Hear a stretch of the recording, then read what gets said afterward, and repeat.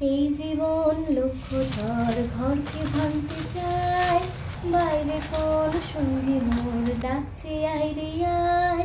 কি করি মন ভেবে না পায়, ডাকছে আয় রে আয়, ডাকছে আয় রে আয়।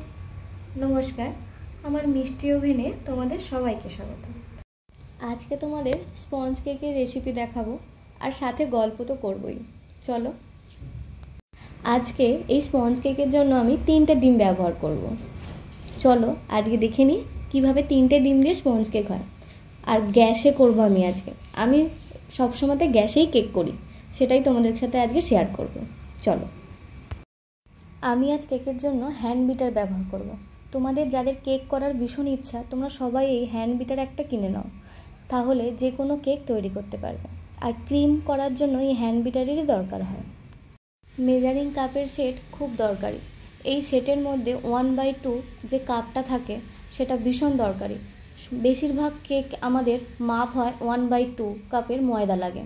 আজকে আমি 1/2 কাপের মানে হাফ কাপ যেটা আমরা বলি 1/2 লেখা থাকবে, দেখবে ঠিক সমানভাবে চিনিটা এই 3টে ডিম এরম ভালোভাবে ফুলে গেলে তার মধ্যে মিশিয়ে নিতে হবে। মেজারিং কাপের সেটের মধ্যেই আর একটা কাপ থাকবে 1/4, সেই মাপের তেল, সাদা তেল ব্যবহার করছি আমি এখানে, দিয়ে দেবে। আর তোমরা সবাই জানো ভ্যানিলা এসেন্স ছাড়া কেক হয় না, কারণ ডিমের গন্ধটা এই এসেন্স ছাড়া যাবে না। এর মাপটা হলো 1 TSP। আমি চিনি মিশিয়েছিলাম 1/2 মানে হাফ কাপ, সেই রকম আমি এখানে ময়দাও নিচ্ছি 1/2 মানে হাফ কাপ ময়দা দিচ্ছি। চিনি যে পরিমাণ দেবে ময়দাও সেই পরিমাণই দেবে, দুটোর পরিমাণ যেন সমান থাকে। এখানে এরপর আমি 1/4 TSP বেকিং পাউডার আর বেকিং সোডা ঠিক সমানভাবে এই ময়দার সাথে মেশাচ্ছি। এবার হালকাভাবে ময়দার সাথে বেকিং পাউডার আর বেকিং সোডাটা ভালোভাবে মিক্স করে নিতে হবে। এবার দুটো একসাথে খুব ভালোভাবে মিক্স করে নিতে হবে। স্পঞ্জ কেক নিয়ে অনেকের অনেক সমস্যা থাকে, যে ঠিকঠাক হয় না, ফোলে না, যেটা দেখি সেটা হয় না। কিন্তু আমি যেভাবে দেখাচ্ছি সেইভাবে যদি তোমরা করো অবশ্যই ফুলবে, কোনো অসুবিধা তোমাদের হবে না, এটা আমি বলতে পারি। যদি কোনো অসুবিধা হয় তোমরা আমাকে কমেন্টে জিজ্ঞাসা করবে, আমি তোমাদের অবশ্যই জানাবো। লাস্ট একটাই কাজ বাকি, স্পঞ্জটা যে ফ্লেভারের হবে সেই এসেন্সটা মেশাতে হবে।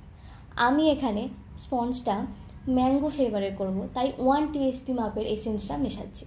তোমাদের যে ফ্লেভারটা পছন্দ তোমরা ঠিক সেই এসেন্সটাই মেশাবে।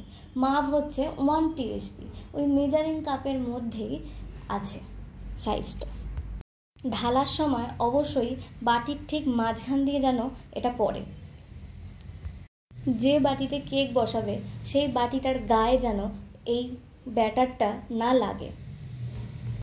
এবার ঠিক এইভাবেই ভেতরে যদি হাওয়া থাকে সেই হাওয়াটা বার করার জন্য 2 হাত দিয়ে কয়েকবার ঠুকে নিতে হবে, তাহলে ভেতরের হাওয়াটা বাইরে বেরিয়ে আসবে। আমি এখানে কোনো নুন ব্যবহার করব না, কিচ্ছু ব্যবহার করব না, শুধুমাত্র একটা ভাঙা যে কোনো লোহার জিনিস তোমরা কড়ার মধ্যে রাখবে, ঠিক তার ওপরেই বাটিটা বসাবে। এবার চাপাটা দিয়ে দেবে আর গ্যাস একদম আস্তে থাকবে। কেকটা হতে মিনিমাম 15 থেকে 20 মিনিট টাইম নেবে। এবার কেকটা যেই ফুলে যাবে তোমরা প্রথমেই কেকটা নামিয়ে নেবে না, মাঝে একটা ছুরি বা একটা কাঠি দিয়ে দেখবে। আমি যখন কাঠিটা ঢোকালাম এর মধ্যে দেখো গায়ে লেগে আছে, তার মানে এখনও কেকটা হয়নি, আরও 5 মিনিট লাগবে। তাই আমি আবার চাপা দিলাম, আবার হলো। এবার আমার হয়ে গেছে। দেখো কাঠিটা একদম পরিষ্কার হয়ে বেরোচ্ছে। যখন কাঠির গায়ে বা ছুরির গায়ে কিচ্ছু লেগে থাকবে না, তার মানে কেক আমার পুরো কমপ্লিট।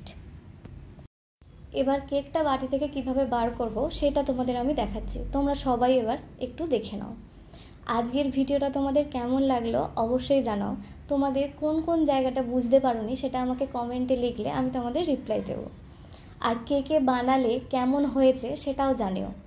এর পরের দিনকে তোমাদের আটা দিয়ে কিভাবে কেক বানাতে হয় আমি সেটাও দেখাবো। ভিডিওটা ভালো লাগলে লাইক, শেয়ার আর কমেন্ট করতে কিন্তু একদমই ভুলো না। আমাকে জানিও তোমাদের কেমন লাগলো। আজ আসি, আবার আসবো। নমস্কার। পরের দিনে আবার একটা অন্য ভিডিও নিয়ে আসবো। এই জীবন লক্ষ ঝড় ঘরকে ভাঙতে চায়, বাইরে কোন সঙ্গী মোর ডাকছি আয় রে আয়। কি করি মন ভেবে না পায়, ডাকছি আয় রে আয়, ডাকছি আয় রে আয়, বন্ধনের গণ্ডেতে বন্দি সুখী মন, ছিন্নতার সুরবাহার অন্ধ গৃহকোণ। বন্ধনের গণ্ডেতে বন্দি সুখী মন, ছিন্নতার সুরবাহার অন্ধ গৃহকোণ। ঘর বাহির করতে কে আমায় না চায়, ঘর বাহির করতে কে আমায় না চায়। কি করি মন ভেবে না পায়, ডাকছি